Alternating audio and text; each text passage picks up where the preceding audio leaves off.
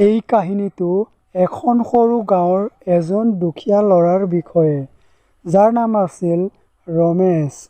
ৰমেশ বেছি নাছিল যদিও ডাঙৰ কাম এটা কৰাৰ হেঁপাহ আছিল। তেওঁ নিজৰ পৰিয়ালৰ বাবে কিবা এটা কৰিব বিচাৰিছিল যাতে তেওঁলোকৰ জীৱনটো ভালদৰে পাৰ হয়। এজন ঋষি তেওঁলোকৰ গাঁৱলৈ আহিছিল আৰু তেওঁলোকৰ গাঁৱৰ মানুহক জীৱনৰ গভীৰ গোপনীয়তাৰ কথা কৈ আছিল। ৰমেশেও তালৈ গৈ ঋষিমণিজনীক ক'লে, "বাবা, মোৰ একো নাই, কিন্তু মই মহান হ'ব বিচাৰোঁ। সফল হ'ব পাৰোঁনে?" তেতিয়া সাধুজনে হাঁহি এটা মাৰি ক'লে, "শুনা, সাফল্যৰ বাবে ধন-সম্পত্তিৰ প্ৰয়োজন নাই। ইয়াৰ বাবে আত্মবিশ্বাস আৰু সুযোগৰ প্ৰয়োজন। যদি আপুনি নিজৰ ওপৰত বিশ্বাস কৰে আৰু কঠোৰ পৰিশ্ৰম কৰে, তেন্তে সুযোগ আপোনাৰ ওচৰত আহিব।" সাধুজনৰ কথাখিনি শুনি ৰমেশৰ হৃদয় চুই গ'ল। তেওঁ প্ৰতিদিনে পঢ়া-শুনা আৰু কামৰ প্ৰতি অধ্যৱসায়ীভাৱে নিজকে উচৰ্গা কৰিছিল।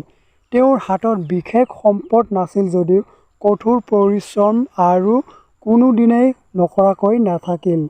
গাঁৱৰ স্কুলত স্কুলীয়া শিক্ষা সমাপ্ত কৰি সৰু সৰু কাম কৰি পঢ়া-শুনা আগবঢ়াই নিবলৈ চহৰলৈ গৈছিল।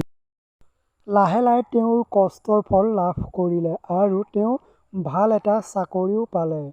ৰমেশে জীৱনৰ প্ৰতিটো মুহূৰ্ততে যিদৰে কষ্ট আৰু সততাৰে কাম কৰিছিল, কেইবছৰমানৰ ভিতৰতে তেওঁ নিজৰ ক্ষেত্ৰখনৰ বিশেষজ্ঞ হৈ এটা ডাঙৰ কোম্পানীৰ মালিক হৈ পৰিল। আজি ৰমেশ এজন সফল উদ্যোগপতি আৰু নিজৰ গাঁৱৰ আন শিশুসকলৰ বাবে প্ৰেৰণাৰ উৎস হৈ পৰিছে। তেওঁ সদায় কয়, "আত্মবিশ্বাস থাকিলে যিকোনো পৰিস্থিতিত সফল হ'ব পাৰি। সুযোগ সকলোতে আছে। মাত্ৰ চিনি পাব লাগিব আৰু ধৰিব লাগিব।" এই কাহিনীৰ পৰা আমি জানিব পাৰোঁ যে পৰিস্থিতি যিয়েই নহওক কিয়, আত্মবিশ্বাস আৰু কঠোৰ পৰিশ্ৰমৰ দ্বাৰা আমি যিকোনো লক্ষ্যত উপনীত হ'ব পাৰোঁ। ধন্যবাদ বন্ধুসকল, আজিৰ ভিডিঅ'টো ইমানেই। আৰু ভাল লাগিলে এটা লাইক কৰিব, শ্বেয়াৰ কৰিব।